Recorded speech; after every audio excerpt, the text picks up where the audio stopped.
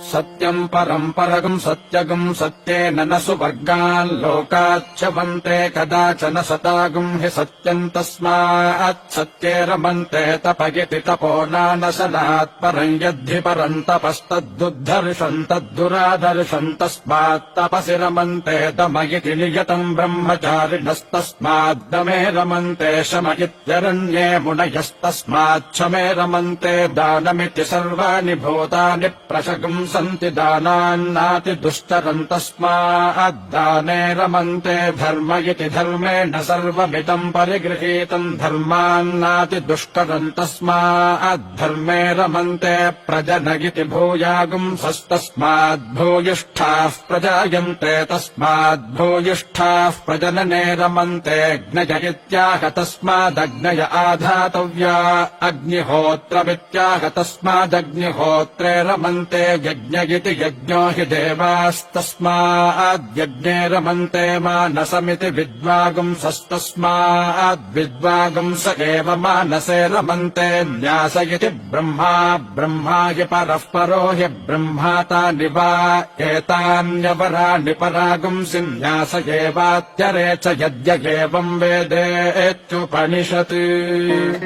प्राजापत्यो हारुणिः सुपर्णेयः प्रजापतिम् पितरमुपससार किम् भगवन्तः परमम् वदन्तीति तस्मै प्रोवाच सत्येन वायुरावाति सत्येनादित्यो रोचते दिवि सत्यम् वाचः प्रतिष्ठा सत्ये सर्वम् प्रतिष्ठितम् तस्मात् सत्यम् परमम् वदन्ति तपसा देवा देवतामग्र आयन्तपसर्षयः सुवरम् वविन्दन् तपसा सपत्नान् प्रणुदामारातीस्तपसि सर्वम् प्रतिष्ठितम् तस्मात् तपः परमम् वदन्ति दमेन दान्ताः किल्बिषमवधून्वन्ति दमेन ब्रह्मचारिणः सुवरगच्छन्दमो भूतानान्दुराधर्षन्दमे सर्वम् प्रतिष्ठितम् तस्माद्दमः परमम् वदन्ति शमेन शान्ताः शिवमाचरन्ति शमेन नाकम् मुनयोन्वविन्दन् क्षमो भूतानान्दुराधर्षन् क्षमे सर्वम् प्रतिष्ठितम् तस्माच्छमः परमम् वदन्ति दानै यज्ञानाम् वरूथम् दक्षिणा लोके दातारगम् सर्वभूतान्युपजीवन्ति दानेनारातीरपानुदन्त दानेन द्विषन्तो मित्रा भवन्ति दाने सर्वम् प्रतिष्ठितम् तस्माद्दानम् परमम् वदन्ति धर्मो विश्वस्य जगतः प्रतिष्ठा लोके धर्मिष्ठम् प्रजा उपसर्पन्ति धर्मेण पापमपनुदति धर्मे सर्वम् प्रतिष्ठितम् तस्माद्धर्मम् परमम् वदन्ति प्रजननम् वै प्रतिष्ठा लोके साधु प्रजायास्तन्तुम् तन्वानः पितृणाम नृणो भवति तदेव तस्या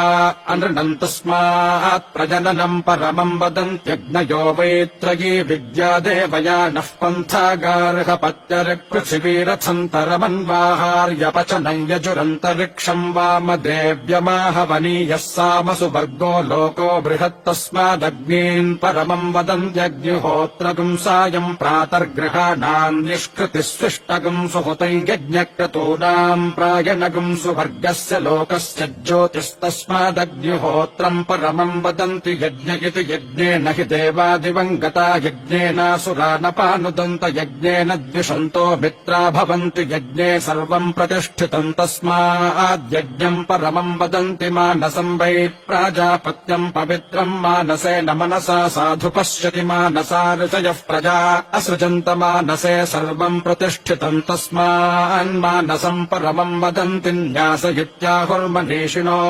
ब्रह्माणम् ब्रह्मा विश्वः कतमः स्वयम्भुः प्रजापतिः संवत्सर इति संवत्सरोऽसावादित्यो य एष आदित्ये पुरुषः स परमेष्टि ब्रह्मात्मायाभिरादित्यस्तपतिरश्मिभिस्ताभिः पर्जन्यो वर्षति पर्जन्येनौषधि वनस्पतयः प्रजायन्तपोषधि वनस्पतिभिरन्नम् भवत्यन्नेन प्राणाः प्राणैर्बलम् बलेन तपस्तपसा श्रद्धा श्रद्धया मेधा मेधया मनीषा मनीषया मनो मनसा शान्तिः शान्त्या चित्तम् चित्तेन स्मृतिर्स्मृत्या स्मारग्स्मारेण विज्ञानम् विज्ञानेनात्मानम् वेदयति तस्मादन्नन्तदन् सर्वाण्येतानि ददात्यन्नात् प्राणा भवन्ति भूतानाम् प्राणैर्मनो मनसश्च विज्ञानम् विज्ञानादानन्दो ब्रह्मयोनिः स वा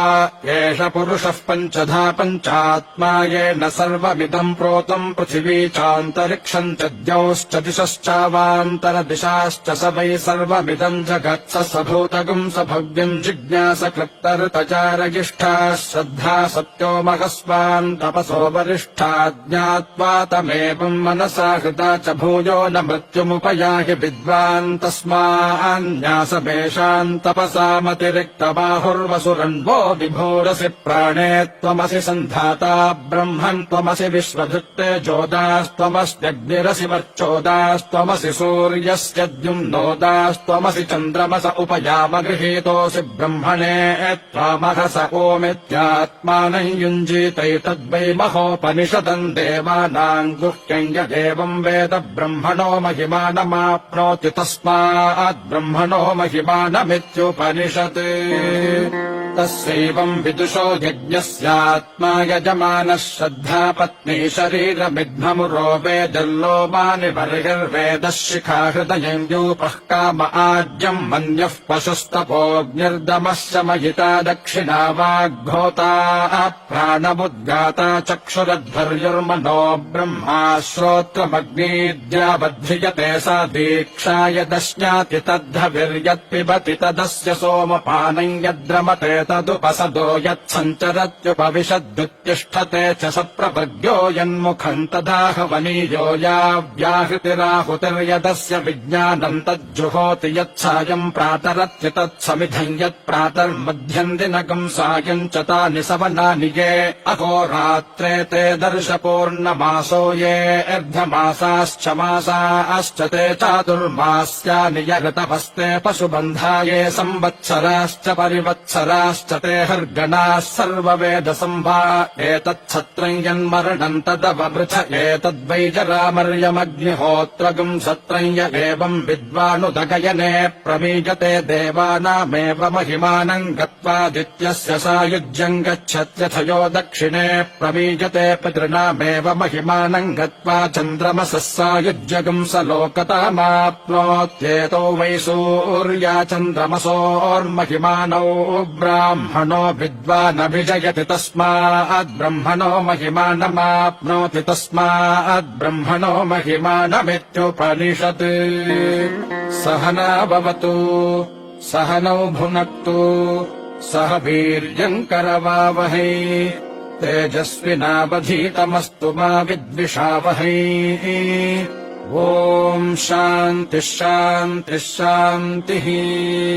हरिः ॐ